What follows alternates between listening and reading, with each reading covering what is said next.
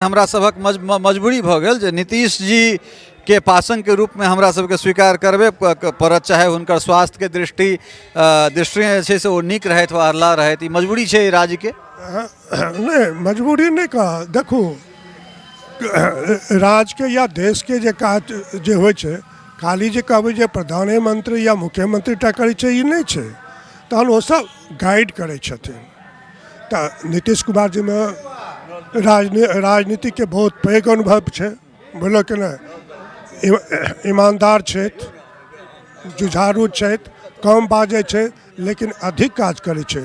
विकास के काज बिहार में बहुत द्रुत गति से भेले है, जैसे हम संतुष्ट छी। कोन तरह देख रहल छियै अबै वाला जे चुनाव छै, एहि चुनाव के मुख्य मुद्दा की भ सकै छै और कोन रूपे अहाँ सब जे छै से वोटिंग करबै, कोन कोन मुद्दा के ध्यान में दब? देखो प्रमुख मुद्दा तो छै विकास होना चाहिए, देश के राज्य के विकास होना चाहिए, सर्वांगीण विकास होना चाहिए। विकास के मुद्दा पर हम वोटिंग करबे। हम जब व्यक्तिगत हमरा पूछे तो हम विकास के मुद्दा पर वोटिंग करबे। हम विधायक के 5 साल के कार्यकाल के कोन अनुरूप में देख रहल छी? नहीं हम तो संतुष्ट छी विधायक के कार्यकाल से। हमर जे विधायक छै मिलनसार छै, जे कोनो समस्या लेके जाय छै ओ यथासाथ ओ के कहै छै ओ समाधान करै छथि आ ककरो असंतुष्ट भए के नहीं वापस आबे दै छथिन। तऽ लोक के इच्छा तो अनंत छै, सब इच्छा के पूर्ति तो संभव नहीं छै। तो सब इच्छा के जन पूर्ति नहीं होइ छै तो लोक में असंतोष होइ छै, बुझलो ना।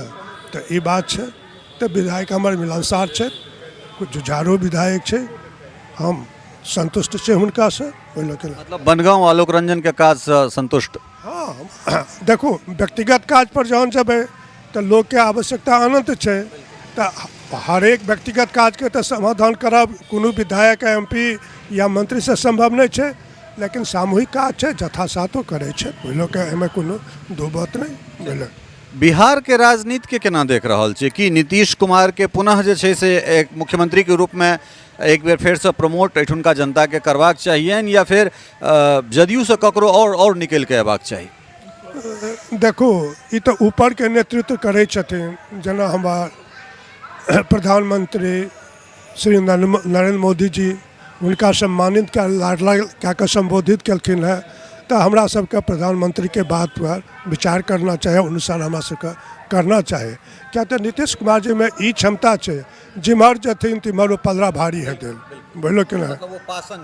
हाँ जिम्हर जता तिम्हर वो एकदम वो मतलब वो पलरा भारी है बेटा कर, जना हम बुझे छिए, बोलो कि ना। तो मतलब ई भ गेल जे हमरा सबक मजबूरी भ गेल जे नीतीश जी के पासन के रूप में हमरा सबके स्वीकार करबे पड़त, चाहे हुनकर स्वास्थ्य के दृष्टि जे छै से ओ नीक रहत वा अरला रहत। ई मजबूरी छै राज्य के। नहीं मजबूरी नहीं कहा। देखो राज्य के या देश के जे काज जे होइ छै, खाली जे कहबै जे प्रधानमंत्री या मुख्यमंत्री टा करै छै ई नहीं छै, तहन ओ सब गाइड करै छथिन।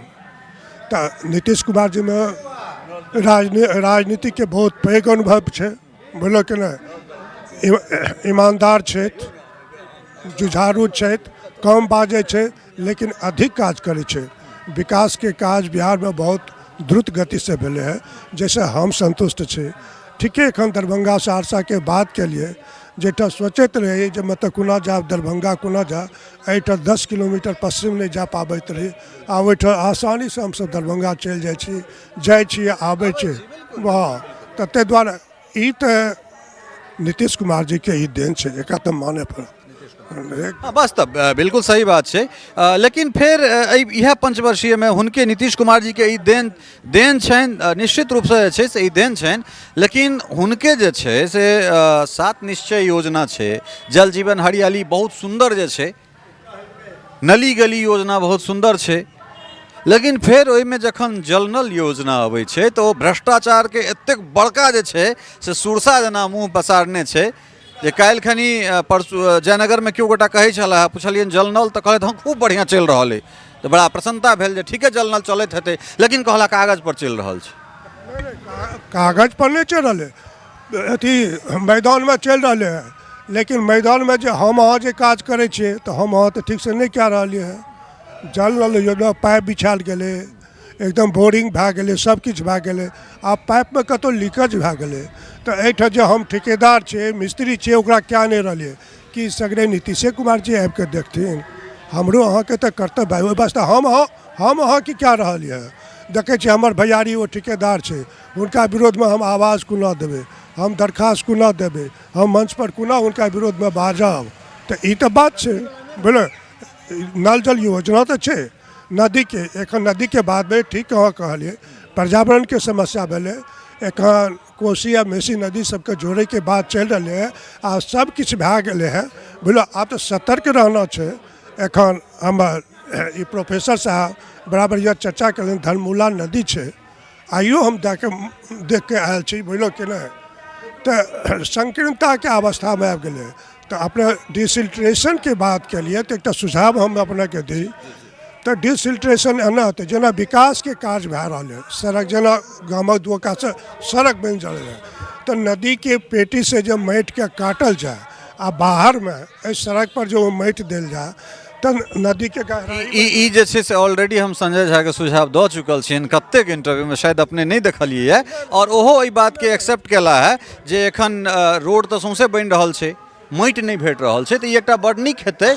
या हम तऽ एहनो तरहक सुझाव देलियनि जे 10 किलोमीटर 20 किलोमीटर के टेंडर कऽ देल जाय और ओहिमे ओकरा जे छै से एतेक ई शर्त लगा देल जाय जे एतेक एकर विड्थ रहतै, एतेक एकर जे छै से गहराई रहतै और एतेक अहाँके माटि हटेबाक अइ, एते हिसाबसँ हटेबाक अइ। तऽ ई एकटा बहुत सुन्दर बात, वएह चीज अपनेहो कहि रहल छी। जे वो क्या रहल छै आ टेक्निकली तऽ आर बढ़िया हेतै। हम तऽ मोटा मोटी कहि रहल छै जखन कखनो निर्माणके काज हुए तऽ नदी के जे पेटी में जो होती बालू जे जमा है ओकरा काट के बाहर कल जाए।